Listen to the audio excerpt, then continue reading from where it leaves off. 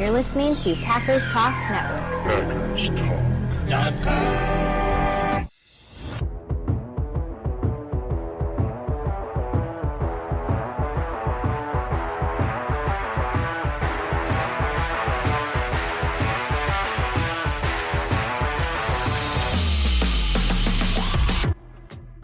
Welcome to the Packers Weekly Podcast, part of PackersTalk.com network. I'm your host, Miles Teddick, joined by your co-host, Tim Hamilton. We are diehard Packers fans that just love talking about the Pack. We're not diving into all the national sports media talking points and nonsense. We're sticking with real football, getting into the top topics around the Pack every week, breaking down games during the season, sorting through game, all the drama and the rumors of the offseason. If you want to support the podcast, please spike that like button for us. Give us a follow on all the socials and subscribe to the Packers Talk YouTube channel. Those things make a big difference for us. Greatly appreciated. And thank you to all of our listeners and our subscribers. And so tonight we get to react to a W. We get to see and talk about the Willis performance, the MLF masterpiece of a game plan. Might poke our head into Bears Twitter, see how they're doing over there, and then jump into this upcoming Titans game. It's gonna be a fun evening here, but first jump into a few words about our sponsor, Wisconsin's own Ticket King. For over 30 years, Ticket King has been providing Packers tickets to Packers fans. You can find them on the web at theticketking.com or visit their locations in Green Bay and Milwaukee. For direct links to specific Packers game tickets, go to packerstalk.com/tickets or browse their website at theticketking.com.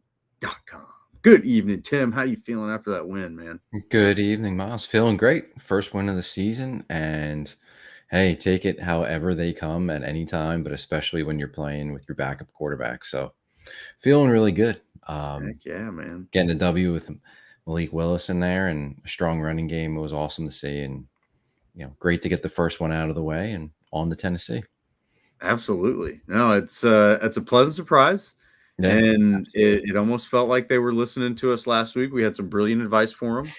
You got to run the ball. You got to have an improved defensive performance, and you have to let Anthony Richardson make mistakes and give you the game, and he did. And so, yeah, that was fun. That was fun to watch. A lot to be excited about there from the win, not just a standard W. But, I think a lot of people expected a loss there. I think you could have afforded a loss there with Jordan Love going down. But, yeah, getting a win there, getting, the home opener, that's a big morale booster, I think. And seeing that this team can win without the starting quarterback, I think is a very big deal. So I was overall very, very excited to see how it unfolded. Very excited about the defense, man. Anytime the defense is turning the ball over, that just gets me going. That is one of the most exciting things in football is when your defense is getting turnovers. It's like the opposite, obviously, when you're turning the ball over. But so it's very cool to see the McKinney signing paying off. It's a lot of good things, man. A lot of good things. I mean, what stood out to you? What got your attention? I just think shout out to Matt LaFleur and the offensive coaches for the game plan that they put together, particularly obviously with the running game, the heavy emphasis on it, and something we talked about last week, like they were going to have to run the ball. I think everybody knew that. I'm sure the Colts expected it, but for them to come out and run it as much as they did and control the game, control the entire game, have the ball for 40 minutes plus in that game was incredible. Everybody knew they were going to run, but it was a creative run game. There's a lot of motion, a lot of orbit motion, jet motion. The quarterback spinning around. You don't know if he's handing it off to the guy coming in motion or he's handing it off to the back. But a lot of creative things. But then it was just pounding them. And the offensive line did a great job in the running game. I think Josh Jacobs. There were some carries where he had to make his own yards, where it wasn't blocked for him, and we saw his ability to make cuts and make guys miss. And we said it last week, like a lot of this is on LaFleur and the coaching staff. Like, how can you manage this team without your starting quarterback? And with Malik Willis, who was only there for, about 3 weeks at the time, how could you kind of take advantage of what he does best and, in a way, take it out of his hand, not put the game in Malik Willis's hands. And they did a great job of that. I think he he didn't have to win the game, but he played very efficient. And I think the biggest thing that Malik Willis did was he was mistake free. He didn't turn the ball over, whereas Anthony Richardson, he did. He made big mistakes. He made some poor throws. But just, to me, it was just so impressed by their game plan and the way they were able to execute it, the way they stuck with it. And I know it had to be tempting at times for LaFleur to start throwing it around the yard. He got criticized. The fans were booing him before halftime, where they had 1:40 left, and he decided to run 3 plays and go to the halftime with a 10-point lead. I understood it. Like, I get it. How many times? Right? How many times has Malik Willis run a 2-minute drill in practice since he's been there? Right. Probably not very much. Not until last week. So, are you going to risk making a key mistake before halftime? I know you want to get points, and they had a lot of time left, and they had timeouts, but it made sense to me. And they were, if Josh Jacobs doesn't fumble in the first half going into the end zone, it's 17-0, and this game never gets as close as it did at the end. They probably win going away. They had a fumble going in the end zone. Their kicker missed 45-yard field goal that he's got to make. They were that close away from winning this game easily. Yeah. And that's really impressive with going with the backup quarterback who had only been there for, 2 or 3 weeks. So I think overall the most impressive aspect was just their game plan offensively, and the way they were able to stay with it and execute it throughout. And get a win without Jordan Love in there. When we talked about it last week, we were hoping for the best. We thought we kind of knew what they needed to do, but it was like you really had to stretch to see how they could actually pull it off. But they did, and really nice win. As ugly as it was, it's really nice. And yeah, winning without Jordan Love's tough to do, but under those circumstances, when your quarterback's only been there for a couple weeks, it's even tougher. But credit to LaFleur and the offensive staff for being able to pull off the plan and the players to execute it. Well, and I do have to, I gotta own some of my own words, but the great David Bakhtiari, he did have a tweet giving Stinovich some credit for this game plan, and I will not argue with David Bakhtiari. If he believes that Stinovich had his hand in this game plan, then I believe him as well, and give credit where credit is due, because it was a beautiful game plan. And I want to give credit to the front office as well. I mean, that's why we named this episode "In Gute We Trust." You got to look at how his moves this offseason have already had to come to fruition, right? You didn't get the luxury of the season playing out to see how things go. McKinney signing, great, right? Like interceptions in the first 2 games, leading the defense. I don't think you could ask more from that guy at this point. And certainly he has had his hand in how this team has played. Obviously Josh Jacobs now. And I can't remember what the exact stat was, but basically Josh Jacobs has run for more yards in the first 2 games than a Packers running back since Nam. Like, it's been a long time since they've had a running back that has had over 200 yards, I think, in his first 2 games with the Packers. Excuse me. So, yeah, that I thought that was cool. So that signing paying off. That's not to say that had Aaron Jones been there, he wouldn't have also had great performances. He probably would. But again, I do think there was a level of toughness required this week on Jacobs' part that maybe you don't get from an Aaron Jones, not because he's not tough, but because he's not as big. He doesn't have quite the same frame. So yeah, I think that signing even was also paying off a little bit there. Yeah, not to jump. I'm sorry to no, jump, go ahead. But I don't think Aaron Jones would have been able to carry the ball 32 times. No, I think you have to then, he gets it 25, right? And maybe he makes those 25 really count. But yeah, you do need somebody else that you can rely on to carry the rock. And, I think Josh Jacobs being able to take those carries was really meaningful. And it's hard to measure the leadership points he gets with the rest of the team for that performance. You know what I mean? Like, guys seeing him do that, like not not that it was like super gutty, like he didn't like overcome massive adversity to play or something like that. But it was just like one of those performances where he knew that it was kind of on his shoulders. The defense knew, everybody knew, right? It was no surprise. And he went out and popped him in the mouth anyway. So I think there's definitely a lot of respect earned there in the locker room. Again, not that the guy needed it. I think he's been a pretty well-respected member of the locker room so far. But yeah, I just think it's really neat to see how Gute's moves pay off. And then obviously the most recent move that he made is acquiring Malik Willis for the 7th round pick, which, you know, he just did more with the 7th round pick than the Bears have done in years. So, I mean, you got to give the guy some credit. Gute's really cooking right now. Yeah, absolutely. And, you know, I think we got to shout out the offensive line that he's put together as well, because that game was on them as much as it was Josh Jacobs too.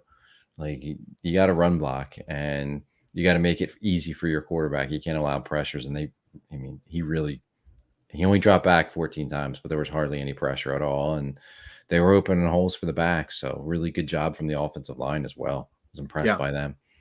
Absolutely. No, and they held up their end of the deal. Yeah, and you can throw. I mean, I say offensive line, but you can throw the receivers didn't get very many targets because, you know, there weren't very many passes, but they were engaged. They were run blocking.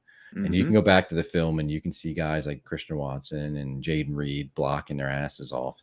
The tight ends, Tucker Kraft was really good in the run game. Yep. Yeah, he's a stud. And I know, you know, you look at his box score and there's nothing to look at, but he was really good. He was a really effective player in that game. So yeah, it was all around, you know, offensive effort for them to get that win, and just an outstanding game plan and way to stick with it. And you know, I don't think Matt LaFleur wants to be a coach that's going to run the ball that many times in a game. Like he wants to air it out. He wants to get creative in a passing game and stuff like that. And that's fine. But he knew what he had and he knew what the best way to win a game was. So credit to him. And I think all the people out there that have doubted him over the years as a head coach and said, well, he inherited Aaron Rodgers, and then, oh, well, he got lucky with Jordan Love. Like, he didn't have either one of those guys, and he played a totally different game than he's really ever played as a head coach. Yeah. You know, they've never stuck to the run and had a run heavy scheme or a run heavy game plan like that since he's been a head coach. And look at the way he could adapt and change. Yeah. So that to me was no doubt. That was the Matt LaFleur game. That was like, hey, you know, this guy's really underrated around, you know, in the national media and, you know, fans around the league. Like, he's extremely underrated. We've talked about it in the past as a head coach. Like, here's your evidence. Here's your proof. Like, you know, we've been shouting for years that he should have Coach of the Year. And it's just like, all right, Coach of the Year campaign firing up again. Let's go. I mean, that's what it is right now through week 2. He's Coach of the Year. Yeah, it really is. Get a backup quarterback ready who's only been there for 2 weeks. And not only that, is still, I mean, he's his 3rd year in the league, but he's really inexperienced, really raw. Like, get him ready, figure it out. You know, it's just a first-time defensive coordinator on the other side of the ball. Like, but they came up with a plan and they stuck to it, and it was what they needed to do to win that game, which is what you need to do as a head coach. It wasn't like, hey, this is what we run and we're just going to ask the backup quarterback to do that, because that wouldn't have worked. So let's adapt it to what we can do. No, and you have to give credit for a coach to do that, because I think it is easy for a coach to say, no, we're going to stick with what we do and next man up. And I think maybe in some positions you can do that, but with the quarterback, you've got to have a awareness about yourself there. Yeah, and they saw a team in the Colts that week 1 gave up 200 rushing yards to the Texans, and they said, well, we're not going to overthink this. If they just gave up 200 rushing yards, we're going to run the ball in their throat. Yep. Make them stop it. But it was creative. So whether it was LaFleur that came up with the runs, or Stenovich or Butkus or whoever on staff, like, it was different runs than we've seen them do. It was a more creative running game, and it was like a big package of runs. Like, you got to see all the different things they have in their playbook in the running game in that game, and they made use of it. It was awesome to see. Yeah, I totally agree.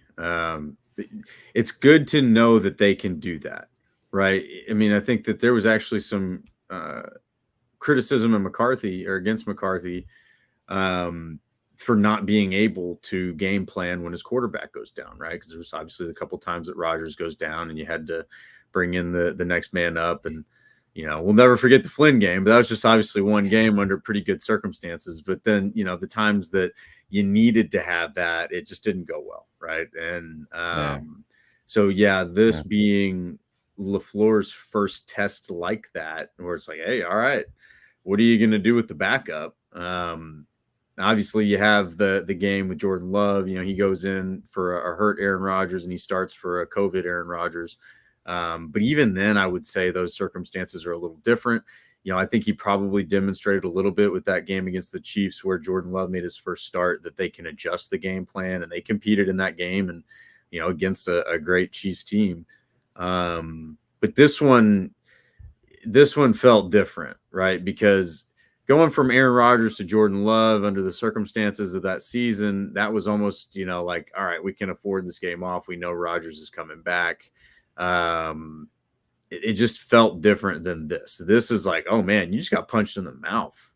You got punched in the mouth week 1, like in a foreign country, like you got to travel back home 10 hours on a plane after that. Like you got to soak in that for a while. And it's just, for them to respond that way, I thought was really, that's what championship teams do, and not to get too far ahead of ourselves, but that's what we're all trying to do right now. It's like, all right, who's going to win a championship? So let's watch each week and see who looks good and who doesn't and what happens. And I would say the Packers did a lot of things this week that championship teams do, and it's not sexy stuff, right? It's being able to adapt when one of your best players goes down. It's being able to play fundamental football even when it's predictable. Being able to keep your guys' morale up, there's just a lot there. There's a lot there. So, and then they checked all the boxes. Yeah, and I think it was a good point. You brought up the Chiefs game from 2021 when Jordan Love had to start for Rodgers. And I think that LaFleur's talked about that. That's one of his big regrets is that they had the game plan in. Rodgers comes up with COVID on Wednesday, and they just put Jordan Love into that same game plan. And he's like, I regret not changing. And he said, I should have changed the game plan and, covered for Jordan Love because they just blitzed the lights out of him. It was and he wasn't ready for that. First time starting against a Steve Spagnuolo defense, he wasn't ready. But whatever the game plan was for Rodgers, he didn't change it, and he should have. Right. And so obviously he learned from that, and he didn't go into this game against Tennessee or against the Colts and go out and attack their beat up secondary like he probably would have done with Jordan Love. He just said, look, they just gave up 200 rushing yards. I'm not gonna get crazy. We're gonna don't overthink it.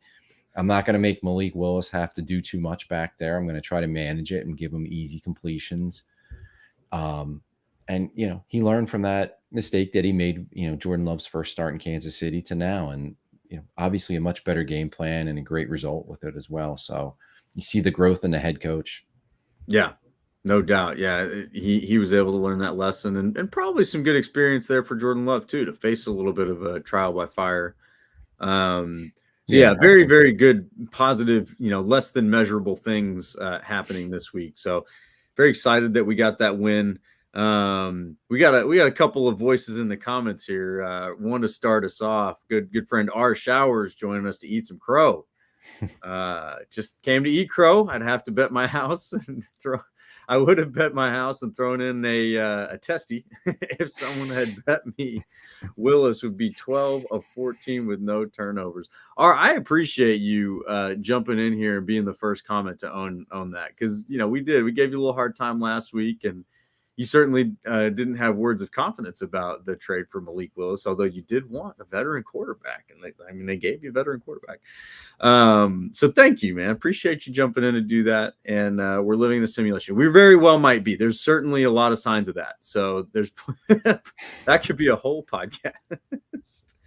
Another friend here, Matthew Tan. Missed you last week. That's all right, man. Sometimes we're out. Sometimes life happens. And how long will Love be out? Man, it sounds like probably at least one more week.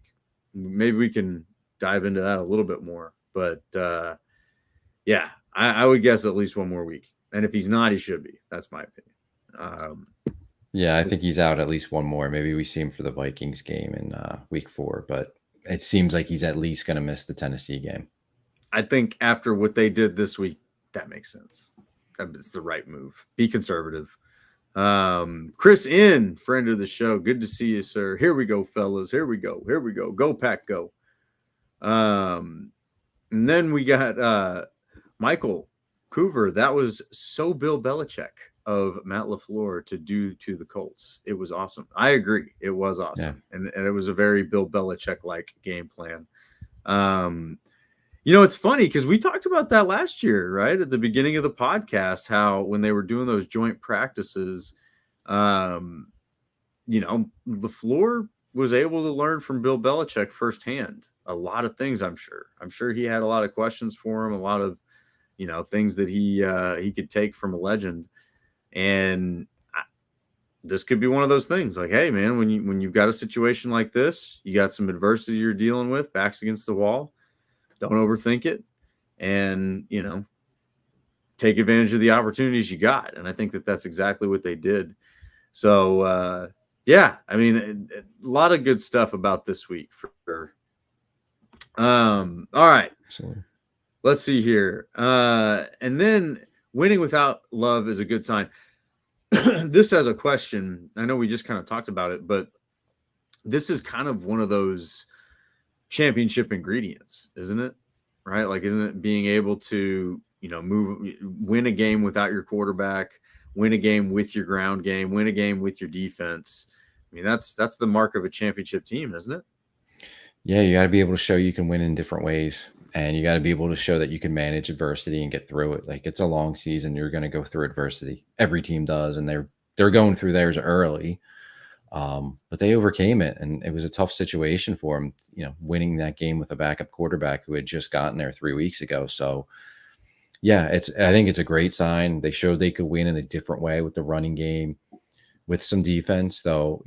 I think we're going to talk about the defense here later on. I think there's some good signs. I think there's still some worried signs, but they did show that they can win in a different way. Like, if Jordan Love would have played, I'm sure they would have still had a pretty big commitment to the running game just because of the opponent and what the Colts, had given up in week 1. But you would have saw a lot more passes. You would have saw the game more in Jordan Love's hands. So they adapted their game plan and showed their flexibility and that they could win in a way that, they haven't shown that. It's been a long time since you've seen a Packer team go out and just dominate in a running game and stay with it. And, set the quarterback up where they just kind of had to not make a mistake and they would be okay in the game. Like, everything, obviously, with Rodgers and Favre was so quarterback dependent, and rightfully so. They were Hall of Famers, but I think there were also times through those eras where it would have been nice to stick with the run a little bit or have a better, more consistent running game at times to take some of the pressure off the quarterbacks. And they completely took all the pressure off the quarterback from Malik Willis on Sunday. And it shows the ability that maybe in the future, once Jordan Love's in there, that in a right game, in a certain matchup where you're facing a team that can't stop the run, you don't have to put it on Jordan Love's shoulders. You can just manhandle them in the running game. So, yeah, I think it's a really good sign, and hopefully it sets them up well, moving forward. If they can have a complementary running game to go with the passing game, obviously that's going to be huge for their offense. Yeah, no doubt about it. And I was talking with some friends about this week or this weekend, and we're talking about what makes these great quarterbacks such a problem. Well, a great quarterback, their mind is an advantage on the field. Their arm can be an advantage, but there's a reason that Peyton Manning was able to win a Super Bowl when he could barely throw the football anymore. He was smart enough to get the ball where it needed to be, and he knew how to get it there with his, whatever ability he had left. So yeah, it really gets to that point where the quarterback can be the offensive coordinator on the field if they're good enough and smart enough. And when they have the ability to lean on a run game to use for deceptive reasons, man, it's like a superpower to those guys, because those guys are good enough. A great quarterback is good enough to do his job.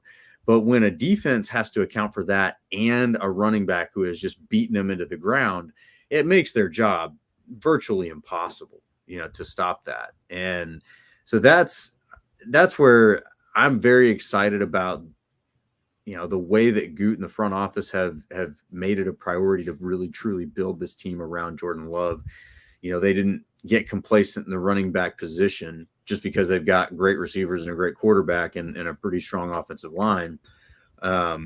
They went out and they said, no, we're going to have a great running back too. We're going to have a great running game, and they prioritized that in the draft as well. So all the credit to the front office for recognizing that you need that. Even if you have a great quarterback, a great passing game, you still need that ability to keep a defense honest. And it looks like that's what they've given themselves. Because when it's one thing to have a strong running game when Jordan Love's in there, because there's a lot of like back and forth and deception. When you've got Josh Jacobs with Malik Willis starting, the defense knows where the ball's going. So you're able to be successful in those circumstances. They should be able to run really well when Jordan Love is back in there and really commanding the offense. So I'm excited to see that, especially early on, when you have time to figure out where those weaknesses might be. What is it that you're going to learn when Jordan Love isn't in there? This is great stuff, man. This is really going to help this team. And again, these are the marks of a championship team, in my opinion. Doesn't mean they're going to win a championship, but having the intangibles is a big deal. That helps.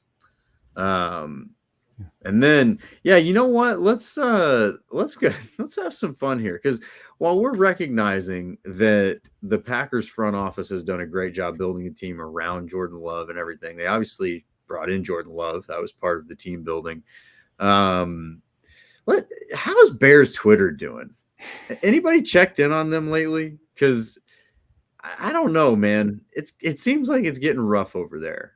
I've got a few Bears fans that are friends that are Bears fans, and I haven't even asked them yet. Like, what's going on? How you feeling? Because it's just got to be bad. I know that like last season they were talking about being dead inside. Then they had this whole resurgence this offseason because you get a top overall pick. That's exciting.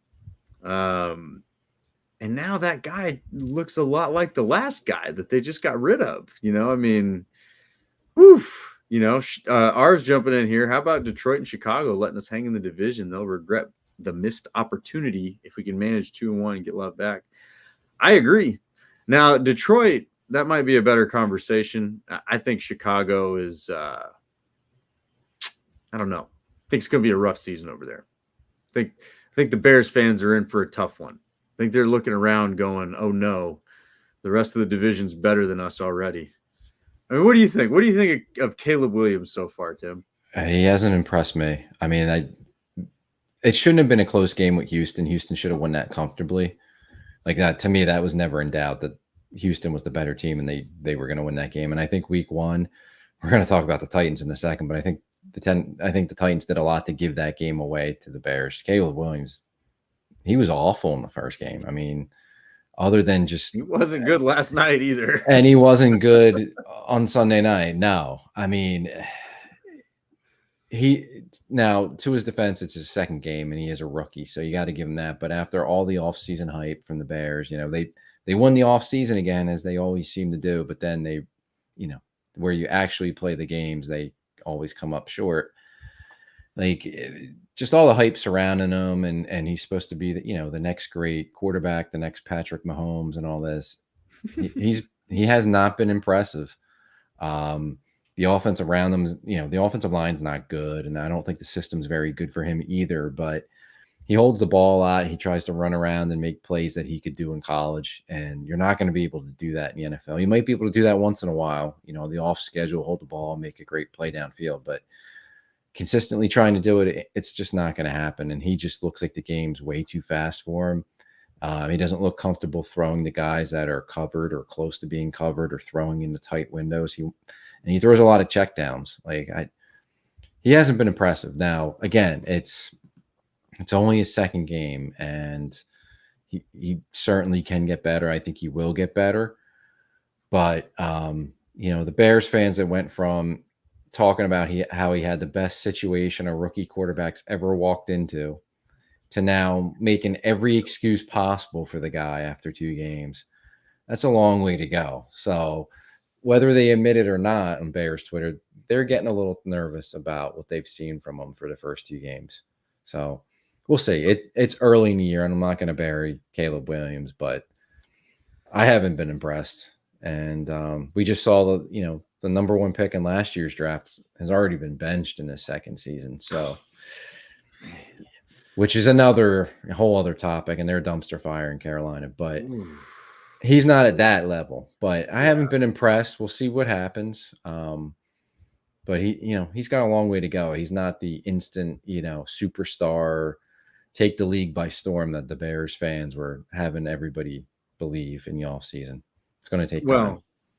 You use everybody loosely. I think they had like a small section of Bears Twitter that believed that. They were trying to get us to believe, right? They were trying to get everybody to believe. Yeah, they were trying. They tried very hard. I will give them that. Even our friend of the show, NFL Outdated, Andy out there, he is the eternal Bears optimist. And Andy, I don't know what you think of Caleb, but I'd love to talk about it because it's not looking great so far.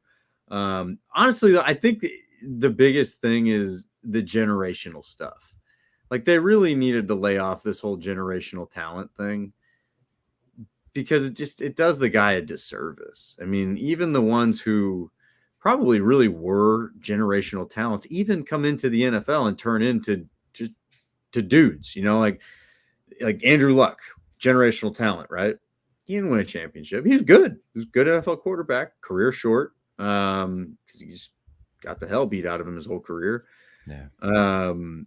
Trevor Lawrence was one generational talent, right? He's good, but he's not taking the league over or anything like that. He's not Tom Brady. He's good. He's a good quarterback. He's all right. So even the guys that really probably were generational talents, they're good, So even when Pat Mahomes came out, nobody was calling him a generational talent. He's a good quarterback. If he was a generational talent, he would have gone first overall, or they thought he was.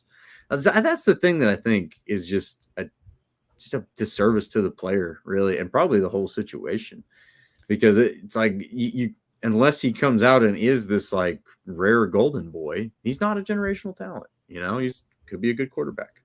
So that's my 2 cents. My real knock on Caleb Williams, and this is not about any of the off the field stuff. Do what you want off the field if you're winning on the field. But he doesn't strike me as a guy that's mentally tough enough to be like a great quarterback in the NFL. And it's more of like the body language and the mannerisms. Like when you watching him on the sidelines, he doesn't look like the guy that you're going to look to when things are tough and your back's against, and he's going to be the one that's like, all right, we got this, guys. Like we're going to, like galvanize everybody and bring them all together. Like he's just kind of like poking around over there. He seems like a very jovial, just sort of lighthearted person. And he doesn't seem very serious. I don't know.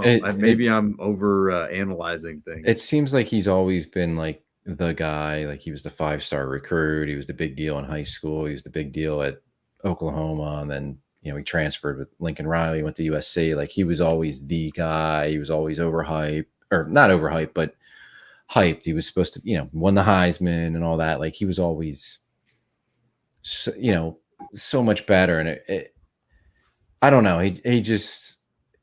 He didn't have adversity, I feel like. And maybe it was too easy. Like I'm kind of with you, like maybe the body language thing, but I don't know. Like, can you stand in the pocket and win a game?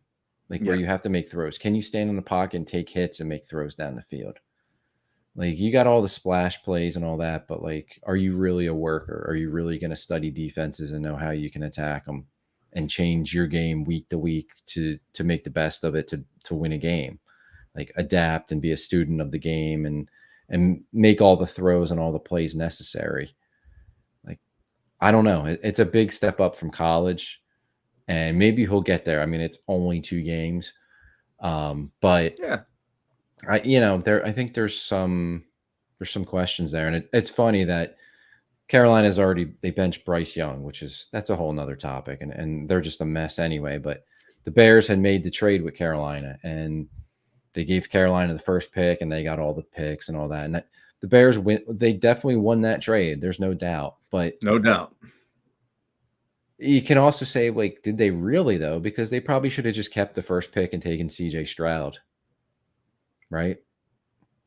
I mean, they got a bunch of players and draft picks, and they ended up with Caleb Williams the next year. But, like, you could have just had CJ Stroud, who's obviously better than Bryce Young, and, so far is much better than Caleb Williams, too. You would have had your franchise quarterback. So, yeah, I mean, talk about, like, again, when you talk about a generational talent, and then CJ Stroud, he wasn't talked about as a generational talent.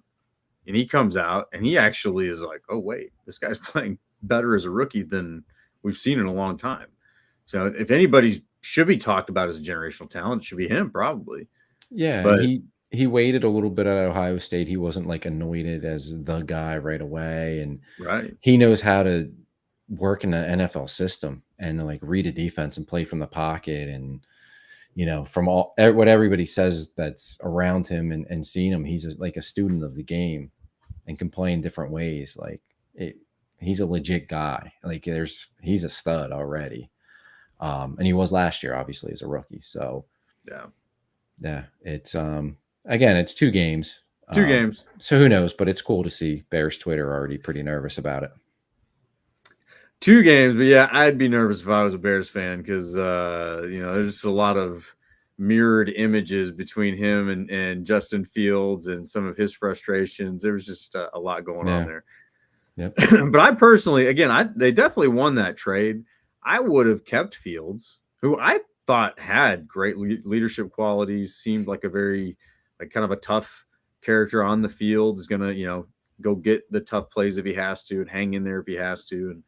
And I just thought they could have traded that first pick this year and gotten a bunch of assets and just, completely loaded things up around Fields. I don't know. Anyway, neither here nor there. We'll figure it out. This is Packers Weekly Podcast. We did deviate a little bit and dip into Bears territory because you just can't help ourselves. It's so darn fun to pick on them. But let's, before we move on to this next game against the Titans, let's take a little trip through the PFF grades real quick this week. Not going to go through all of them. And PFF is, again, not the end-all be-all. Got to put the disclaimer out there. It's just a nice little objective measure to look at and, see how things went. So, top graded offensive player for the Packers on PFF is Josh Jacobs. No surprises there. 77.2. So not a huge, not an elite grade, but still the top graded. Romeo Doubs coming in at number 2, Wicks at number 3, Jenkins at number 4, and Willis at number 5. And then that's kind of your top 5 there. There's a little bit of a drop off after that. And then the bottom 5 on the offense this week, Jordan Morgan coming in with a really ugly 48.5 on 20 total snaps. Hopefully that's not a trend for him. Definitely want to see that look better. Bo Melton, Marshawn Lloyd, Zach Tom, and Christian Watson. Definitely some names on the bottom of that list there you don't want to see. Zach Tom's a little disappointing. I don't agree with that. Yeah, it's Not definitely, this is why we throw those disclaimers out there about PFF. Not the end-all be-all. Zach Tom probably doesn't belong in the bottom 5 of this list. No. But that is what it is, as they say. So either way, a win's a win. No need to really beat anybody up on the offense, I don't think. No, I'm not going to beat anybody up too much on the offense. I think, we've talked about them, and I think they did a good job. But as far as those grades go, I mean, I think Tucker Kraft had a really good game blocking the entire offensive line. Zach Tom, I thought was good. I didn't watch the all 22. I didn't go back and review the game or anything like that, but some of those grades I definitely disagree with, but for sure. No, whatever. We can agree that we disagree with PFF on some of those things. Yeah. And then on the defensive side of the ball here, real quick, your top graded defensive player. Now, this may be a conversation we have to have here, and probably will be developing if things don't change. Eric Wilson turning in an elite 99.4 defensive grade. on a grand total of 8 snaps. Well, he made a big third down stopped Anthony Richardson for a loss on the third down, forced a fumble, and had an interception. He was awesome. He was everywhere. Made the most of his 8 snaps, and it was cool. Yeah, so he definitely deserved that. I agree with that completely. Yeah, so elite performance there by Eric Wilson, maybe knocking on the door to be LB1, maybe if Quay doesn't get things turned around. Javon Bullard comes in at number 2. That's nice to see. Not quite a 99 grade, but comes in with a 78.3. Jair Alexander comes in at number 3, graded on the defensive performance here. Eric Stokes at number 4, and Carrington Valentine at number 5. So good top of the list there. It's your top 5. And then the bottom 5, starting with the very bottom, none other than Quay Walker. So not great. Turned in a very ugly 40. I think that's the lowest grade across offense and defense. Kingsley Enagbare coming in at number 2 lowest. Rashawn Gary, number 3. LVN, Luke Van Ness at number 4. And Kenny Clark at number 5. So definitely some names there at the bottom you don't want to see. And again, not sure how all of that is actually accurate. Would need to really break down the all 22 to verify that. So take it with a grain of salt. I don't disagree with a lot of that, actually. I mean, the defense to me did some good things. When you hold the team to 10 points, that's awesome. They had 3 interceptions. You know, the one was on a Hail Mary, but they did some good things. I also think that they got a little lucky. Colts had some big drops in the game. Anthony Richardson was awful. I mean, he made some terrible throws, decisions, and he's got a long way to go. So they got a little lucky with the opponent and dropped passes and missed throws by the Colts. They also got lucky by the Colts for some reason not playing Jonathan Taylor in the fourth quarter, because that's the bad of the defense, is that the run defense was awful again. Jonathan Taylor was running through him and gashing them. Now, they didn't have the ball enough to give Jonathan Taylor a ton of carries. And then, like I said, they decided not to play him in the fourth quarter. I know they were behind, but he can still run. He can still catch passes. They couldn't stop the run against Barkley. They couldn't stop it against JT. And it's been a long time since they've had a good run defense. That's carrying over. Granted, those are 2 premier names in the running back group of the NFL. They are. Absolutely, but it's the same issue now bleeding into another season, and they got to start fixing it. Now, the pass rush, I think, has been an issue too. There hasn't been a consistent pass rush the first 2 weeks, but I think a lot of that's who they're playing at quarterback. They want to contain Jalen Hurts, Anthony Richardson, keep him in the pocket, try to minimize the damage in the running game. So now this week playing Tennessee, you don't have as much of a threat in Will Levis to run. I would think Hafley's going to unleash those guys and say, don't worry about contain, just go get the quarterback. Yep. So we should see, a better pass rush, a pass rush that's more pen in their ears back and going, instead of worrying about maintaining the rush lanes, hopefully. But yeah, I mean, to me, the run defense it's a major concern. They got to get that figured out. Maybe it could be a shift in the defense and how they're doing it. And guys have to get used to like what gaps we're playing, where we're supposed to be in certain spots, but it's a concern. Quay Walker was one of those guys. I don't know if you said he was the lowest rated or 5th low, whatever it may be. That's 2 weeks in a row he hasn't played good. And the concerns with him, again, they're carrying over from the prior 2 seasons. Like, you see him going to a hole where he should have a clear line to the running back, and he hesitates, and it looks at times like he's waiting for the blocker to get to him instead of attacking it. Yeah. Or he's attacking and leaving his responsibility and leaving wide open gaps. It's the same struggles. I don't think his instincts are very good, particularly against the run. Probably shouldn't be the middle linebacker. Move him to the weak side. Maybe that helps him a little bit. He's pretty athletic. I mean, if you can take advantage of that athleticism. The athleticism's there. I don't think the instincts are. And that, for a linebacker, that's a huge problem. But they need better play out of him, because McDuffie's been okay. Eric Wilson had a great game, but I don't think I don't think they want to play him any more than they are. Even with that great game, maybe he does earn some snaps, but I don't think he's a true every down linebacker. He's not going to be that. And Edgerrin Cooper looked really good in limited snaps against the Eagles, played limited snaps against the Colts and didn't look so good. So, I mean, but again, he's a guy that missed most of training camp. So he's still figuring it out as a rookie. It's going to come where he's going to get more snaps. But for right now, Quay Walker's who they're going with. And they have to until Cooper can get into it more. It doesn't seem like they haven't put Tyron Hopper on the field. So it doesn't seem like he's an option right now. They just need better play out of Quay. And maybe, a different opponent, maybe figuring out the scheme as they go along. Hafley having more time with the defense can figure out a better way to use him. But it's been a struggle. And I don't think you can improve instincts that much as a linebacker. I think it's kind of one of those things you either have it or you don't. And he's in his third year now, and it's still the same issues. Like, I don't know.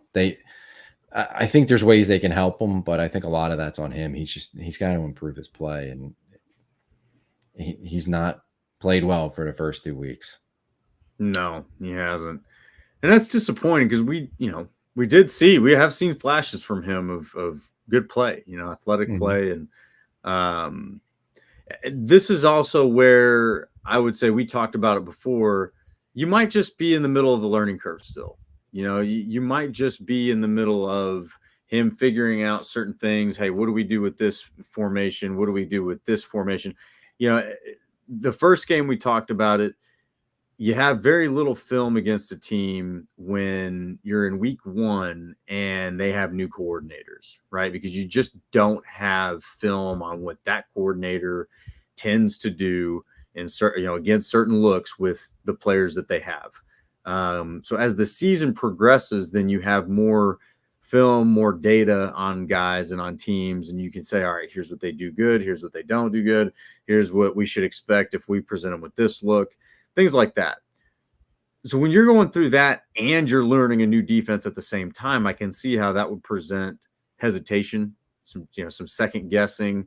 Oh man, I thought I was supposed to do this in that situation, not something else. There's just a lot of that can happen. So I'm still in the grace period of new defense. Let's see how it progresses. I'm not ready to get rid of Quay Walker yet. I think there are some people that are ready to toss out Quay. Like, nope, he's no good. Get rid of him. Find a new one. He's still very young too. His third season seems like a veteran, and you are in some respects, but still a young man, right? Like he's probably like 24, 25 years old. So there's a lot of development that can still happen there. And, each week is going to be a good learning experience, I think. So not to say, hey, Quay will be fine. I just don't think that it's time to panic there yet. I don't think that, we need to be super worried. I also think that you have, viable options around him. So like we're saying, if he doesn't come around, Eric Wilson's commanding snaps right now, in my opinion. You do need to see what Cooper can do. And it seems like they're going to let him get more snaps as they go. And Hopper. Yeah. I mean, we thought he looked pretty good in the preseason. Again, we're not in practice. And I think a lot of this stuff gets determined and worked out in practice, right? Coaches see what guys are doing, who's doing what, who knows what, in film room, all that kind of stuff. But yeah, I mean, from an athletic perspective, Hopper should be able to step in there and hold his own. So yeah, I don't panic too much because I also think that if Quay doesn't work out, you still have options there that could be very good options, so yeah, I just trust the coaches at this point that they know what they're doing. I mean, they're demonstrating right now to us that they seem to have a good idea of what they're doing. Hafley got better. The defense got better from week 1 to week 2. I think that's something that you almost is sort of like the most you can expect and ask for at this point in the game, Yeah, I think that's a good point. You got to give it a little more time in a new system. Like, Quay's struggling. If it continues, they have options. They've used picks on Cooper and Hopper. Like, at some point, you got to go with one of those guys, turn it over, or move Quay off the middle linebacker, put him at weak side, or do something. But it is early, and Kenny Clark's another guy you mentioned. He struggled. I think he was better against the Colts than he was against the Eagles. And that's a weird one because I think he'd be really good for this system. And I still think he's going to, but it's probably a lot of adjustment, with this system and what he was asked to do previously under Barry and now what he's being asked to do under Halfley. It's going to take some time for these guys to figure it out. And it's going to take some time for the coaches to figure out how to use them. So let's not jump to conclusions just yet through 2 games on the defense. But to me, they did some good things against the Colts, but there's some lingering worries, particularly the run defense that are carrying over from the past that they need to clean up and figure out and fix real quick. Yeah, I totally agree. And Chris agrees as well. Kenny Clark has struggled as well. Not a good look for a new deal. Where I would disagree with that is, it's his 3rd deal. So it's not like it's his first contract. Now he's cashed in, doesn't have to worry about it. I mean, the guy's clearly earned it if he's gotten a 3rd one. That's one of the reasons why, when you're struggling, you got to look at the veterans that you've seen what they're capable of. I've talked about some of this before, but like Kenny Clark's a guy that you're not going to question his character. I don't think at this point in the game, they know what they got. And if he has any kind of questionable character at all, I don't think he gets a 3rd contract. So, there's a guy he's smart. He's going to bring his best. You've seen that. And physically you've seen him do it. So that's why I think they're at this point where they're still just adapting to the system. They're figuring out the system. I don't think you're going to see a guy like a Kenny Clark or even a Rashawn Gary, right? We got us in the comments that, Rashawn Gary hasn't been very good this season. He hasn't. But I wouldn't chalk that up to effort, right? I mean, and you could, if anybody follows him on social media, guy's a nutcase in the offseason. Like all he does is just pass rush drills, man. He's just always doing pass rush drills. Like it's crazy. I don't question that guy's effort or any of that. So I think when you've seen these guys play at a high level, you've seen Rashawn Gary be a beast. You've seen Kenny Clark be a beast. You've seen these guys play well. Even Quay Walker has had flashes of good play. And they're struggling right now. I think you got to give them that chance to say, well, for one, week 1 was so filled with anomalies. The Eagles very well might be one of the best offenses in the league. That's, I don't think, off the table right now. Maybe. And Jonathan Taylor in the Colts, Jonathan Taylor is one of the best running backs in the league for sure. And you held him to 108 yards. Yeah, granted, it was on 12 carries. It's a high yardage per carry, but he didn't score, and he didn't control that game the way that he probably could have. So I mean, you contained him. He didn't control because they didn't have the ball. They controlled him by having the ball on offense. Like the defense didn't stop him. So I think Kenny Clark and Rashawn Gary, they're figure it out and they'll be fine. Quay, I'm not sure about. So, but again, I think you got to give him more than 2 games in a new system. But he's the concern. I think they'll be all right with Kenny Clark and Rashawn Gary. I think they're figure it out both, as players, but also as a defense, how to use those guys in the new system. So I'm not as concerned with that. But Quay in the run defense, I have my concerns there. Yeah, and again, we got to let it play out. I'm being the eternal optimist about this because I want to see Quay work out. I do too. Athletic beast. I want to see a guy like that be good for the Packers defense. Absolutely. So no, go ahead. I'm sorry. No, I was just going to pivot over to some of the comments that we have. What did you have on your mind first? So before we move on to get to Tennessee here. Just a special shout out because we haven't mentioned him yet. Daniel Whalen, the punter. He was awesome. Let's go. Like we might have a punter. I think we do have a punter. He was, they've been raving about him through camp. And I said, whatever, it's a punter and we'll see when they start playing games. But he was excellent. He helped them tremendously with field position against the Colts. Now, the real test is, November, December, January, when it gets cold out and the weather changes at Lambeau. Can he do it then? But I think he deserves a special shout out and mention. He was really good. And, heck yeah, man. We've been looking for a punter for a long time. Having a legit punter is it's special. We got to appreciate that. So I want to be positive. I'm not going to bring up the kicker. So the punter was very good. The kicker. We don't need to kill the kicker or beat up the kicker. Excuse me, kill just a figure of speech. Let's be sensitive, but we don't need to beat up the kicker until he actually cost us a win. So we'll give him a pass this week. We'll give him a pass. I don't know if I'm giving him a pass, but it's early. It's 2 games, but it's early. That's what we can say is it's early. We can just let it be that. I'll be positive with the punter and I'll ignore the kicker for now. No, ours got a good point here. Is drafting early defenders based on traits is not working out so well. The Georgia guys wouldn't wow you if they were 4th rounders. Well, okay, I think it's a fair point, but we're still so early in this thing. Then you can't kill all the Georgia defenders here because Stokes in his rookie year looked great, did get hurt, but he's starting to look pretty good again. So you can't toss out Stokes. He very well may return to that 1st round draft pick form. And then Showers, you're also coming through very good. Bullard will break the streak, I think. Yeah, Bullard looks like a monster. And Bullard looks really good. And I think Devontae Wyatt is showing some signs too. I think so too. So, a few weeks from now, you might not be thinking that about Wyatt, Showers, which is fine. I'm not trying to criticize, but just give him some time in this defense because I think he's shown some flashes. As far as the traits thing go, I think you got a good point. But I also think when they take some of these guys based on traits and athletic ability, it takes time for these guys to develop. Like it took time for Rashawn Gary. It's taken time for Van Ness. It's taken time for Wyatt. Quay, I don't know. It's taken time. I'm not on board with that one, but it does take time for these guys with traits. And I'll throw it out. Like that's how the Packers draft. Mm-hmm. They drafted Jordan Love was a traits guy. He really was. Like he had a good junior year, and then his senior year, he wasn't so good. And I know there was a coaching change, and he lost his offensive lineman and his weapon, but he was a traits draft pick, and that worked out pretty good. Sean Gary's worked out pretty good as a traits guy.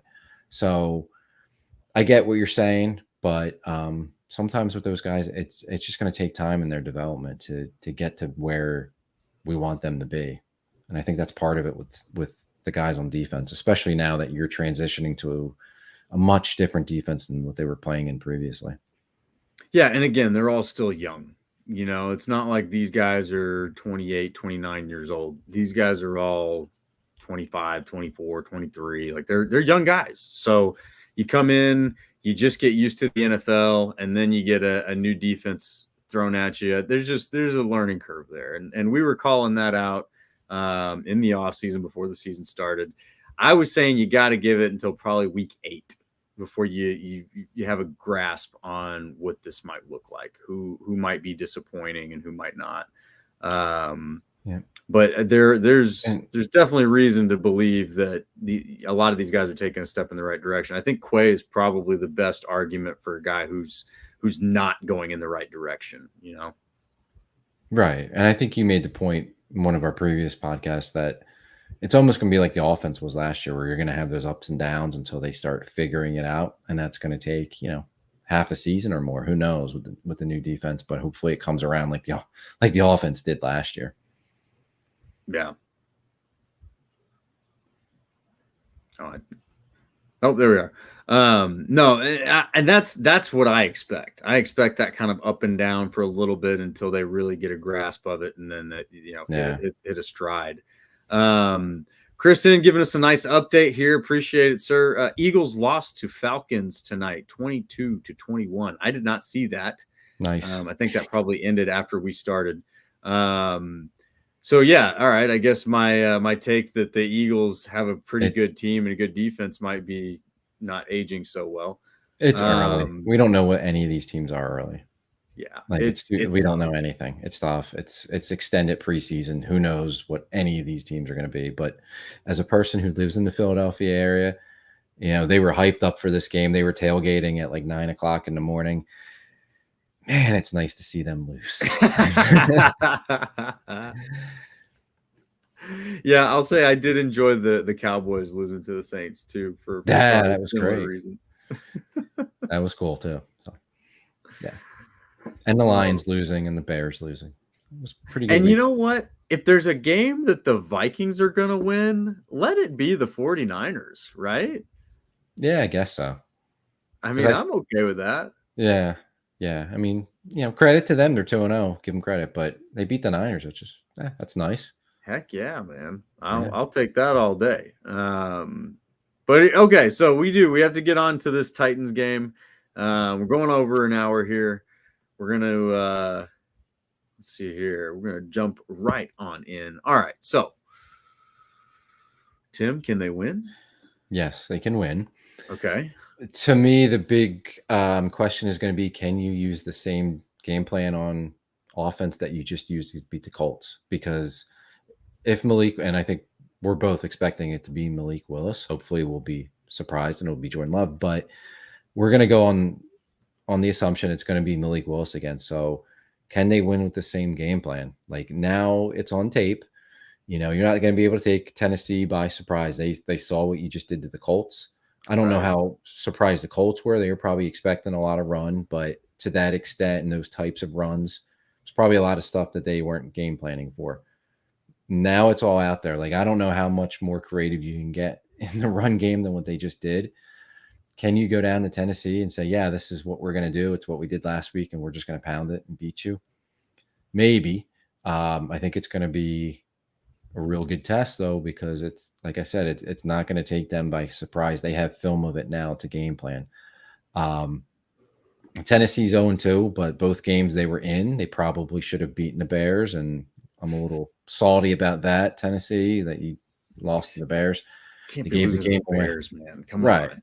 And they were in it with the Jets. Will Levis has a lot of similarities to Richardson, who we just saw with the Colts. He's made a couple boneheaded decisions and horrible turnovers that were big factors in them losing both of the games this year. He's got a big arm, but doesn't always know where it's going. Actually, most of the time, you have no idea where it's going. He's not the running threat that Richardson or Hurts were. So again, like we mentioned earlier, I think this might be the game where we see their pass rush finally take off, because you don't have to worry as much about containing the quarterback. DeAndre Hopkins and Calvin Ridley aren't bad at receiver, but an inaccurate quarterback, you can't take advantage of those guys because he's all over the place with his accuracy. Tony Pollard at running back, it's not the caliber running back we saw with Barkley and Jonathan Taylor. He's not bad, but just not the quality. But I would expect they're going to try to come out and run it down the Packers' throat, and I would think manage Will Levis and minimize his exposure and make it easier for him. But yeah, to me, it's can the Packers come out there and do the same thing they just did? I would think they're going to have to put the game a little bit more in Malik Willis's hands. It can't be so much, first and second down run, and then third down. If it's third and short, we'll let you throw. But if it's third and anything over 5 yards, we're just going to run it again. Like you're going to have to maybe a screen, maybe a screen. Like I think they're going to have to do a little more in a passing game to win this week. But I think it's a pretty good matchup for the defense. And to me, it's just can Willis manage the game again without turning the ball over? Because I think Will Levis is going to give you chances to get turnovers. So if Willis can play safe and they have a running game, I mean, I don't expect it to be the running game that they just had and to that extent, but if they can be, a threat at least have some kind of consistency running the ball, and Malik Willis isn't turning it over. I think it's definitely a winnable game for them. Yeah, I agree. I do agree. And maybe a little bit of a revenge game right away. Oh, you guys didn't think I was good, did you? Okay, yeah. Well, fine. We'll see about that. It's a motivator for him, sure. Yeah, I definitely, especially because it's still kind of a fresh wound. It's just been weeks. So yeah, I do think they can win this game. You're absolutely right, though. You've put a lot of your running game on film. You've put a lot of the plan B offense, we'll say, with Malik Willis on film. So you've got to either be able to still do that, and they'll be able to watch the Titans defense on film and decide what they think they can still get away with and what they can't. What I would call attention to now, which is actually pretty interesting in hindsight, I didn't think it was very interesting at first, but they didn't use Christian Watson and the jet sweeps quite as much as I thought they would. They did have some motions in there. They had Reed in the backfield. I think that you will get a lot more deception this week. So you'll get a lot more jet sweeps and a lot more just motion that makes it difficult for the defense to see who has gotten the ball. So think triple option type football. Not that I think that they'll go full triple option on you. Right. But, No, I got you. You might have like a read option type thing going where you get a jet motion and the defense has to freeze long enough to see whether the jet motion got it or the running back got it or the quarterback's taking it. That can level a playing field. If you can successfully pull off those types of movements, and it does take some coordination to get that movement pulled off, which is why you maybe didn't see as much of that this last week. That would be a way to get out there and show them some things that they haven't seen on film and sort of dare them to beat it without it requiring Malik Willis to do too much with his arm.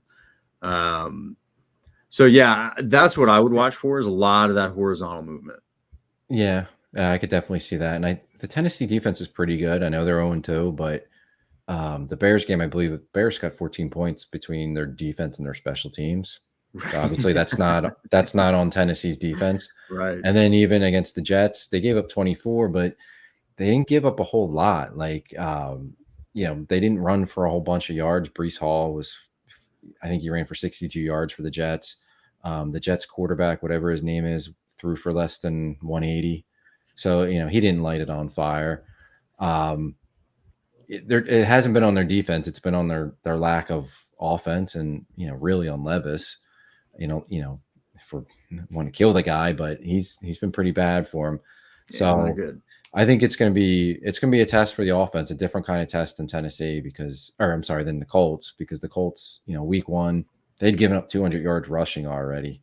And, Packers ran right through them too. So we kind of see what the Colts are. I think you get a more solid defense, with Tennessee coming in, and they have it now on film what you just did. So they're obviously, going to be keying on the run game and stopping the run and all the different, creative runs and creative scheme that the Packers had just come up with for the Colts. So yeah, I think that offensively, this is a much tougher test than the Colts were.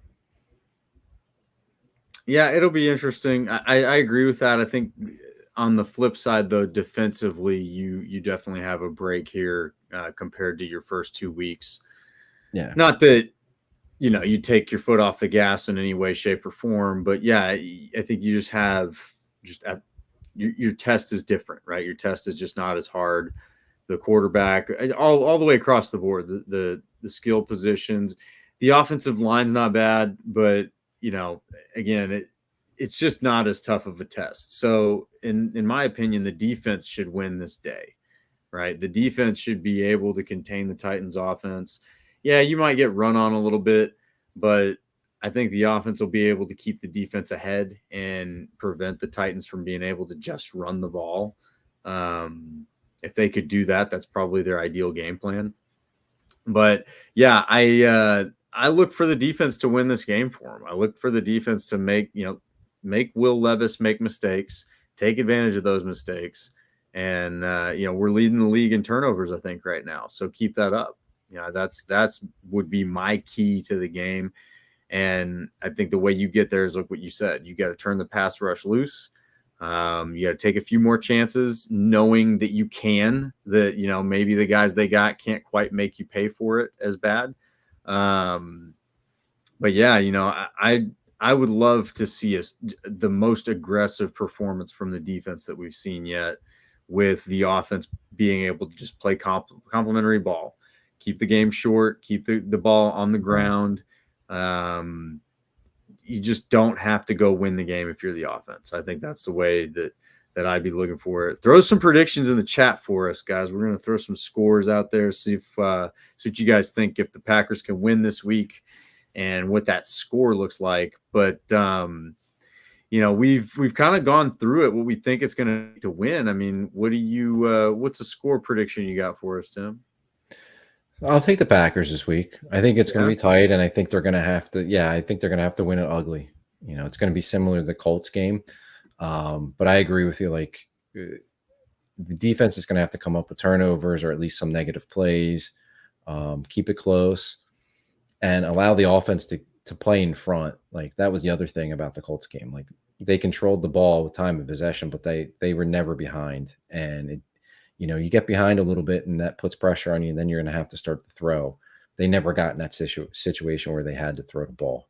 Right. So, but yeah, I think you got to do a little bit more with Malik Willis this week, maybe some play action off of the runs that they were doing last week.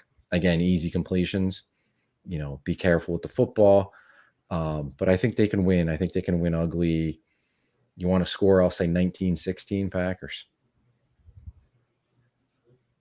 All right. What about you? Pack, go. Taken. Oh, there we are. No, and then all right. So for me, I think that this one the Packers actually win handily. I don't think that this one ends up being close. Okay. And I think it's for the reasons that the Colts game could have not been close. I think they'll capitalize on a few more mistakes as a defense. I think the offense has they've proven they can run the ball, which is huge. But I think that there are some opportunities to get the ball in the air with Malik Willis. I think they can, they can put some points up here. But I think the defense scores in this one. I think you get a pick six or something like that. So I'm going to call this one a 24-10 win by the Packers. 2 scores. Okay, I like it. So, and then we got Chris in the chat. He's giving it 19-13 Packers. That's an obscure score. 19-13. Ugly game, but we'll take the win. Win's a win. Yeah. And R gives us 20-17 in overtime to soul crush the Titan faithful. There's a little bit of passion behind that, R. Tell us how you feel over there. You probably feel the same way I feel about the Cowboys and Tim feels about the Eagles. Yes. So I've got to love that. Very good stuff. Yeah, I think, after this last week, seeing that these guys can hang and win a game without Jordan Love, there's a lot of confidence in Packers Nation. So, yeah, go Pack, go. But yeah, that's all we've got for this one. I hope you guys enjoy the game this week. Definitely get your TVs on, get your jerseys on, like get the spirit in, enjoy the season. We're in real football season. Let's not forget this, right? We just went through all the drought of the offseason and the boring, awful headlines where we have to talk about guys going to the Hall of Fame because they just made a play in shorts. We're not doing that anymore. We're playing real football. So just enjoy it, have fun, and most of all, spike that like button for us. Give us a subscribe and a follow on the Packers Talk YouTube channel. That one really helps us a lot if you guys could do that. Follow us on all the socials. We're on all of them. Come banter with us on Twitter. We'll have some fun out there, Twix, whatever you want to call it. And definitely come back to see us next week so we could talk about how the Packers beat the Titans, got to 2-1, and we're talking about when Jordan Love comes back. I think those are the vibes we're looking for here. So appreciate you guys hanging with us this evening. As always, go